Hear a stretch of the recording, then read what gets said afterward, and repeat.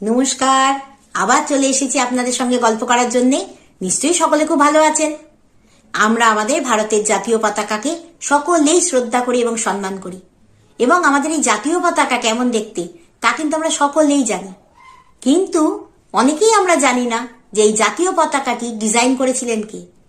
চলুন আজ তাহলে সেই গল্পই করা যাক। ভারতের জাতীয় পতাকার নকশা করেছিলেন পিঙ্গালি ভেঙ্কাইয়া। ভারতের এই স্বাধীনতা সংগ্রামী 1876 সালের 2রা আগস্ট অন্ধ্রপ্রদেশের কৃষ্ণা জেলার মাছলিপাট্টানামের কাছে ভাটলা পেনুমারু নামক একটি গ্রামে জন্মগ্রহণ করেন। তিনি ছিলেন মহাত্মা গান্ধীর একনিষ্ঠ অনুসারী।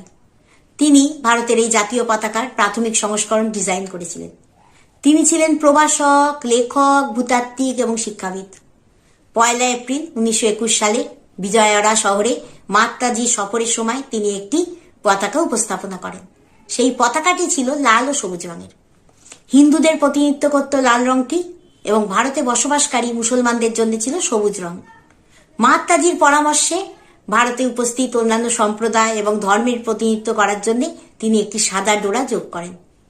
1921 সাল থেকে ভেঙ্কাইয়ার এই পতাকা সমস্ত কংগ্রেস সভায় আনুষ্ঠানিকভাবে ব্যবহার করা হয়েছে। 22 জুলাই 1947 সালে গণপরিষদের একটি সভায় এই পতাকাটি বর্তমান আকারে গৃহীত হয়েছিল। কেমন লাগলো আজকের এই গল্প?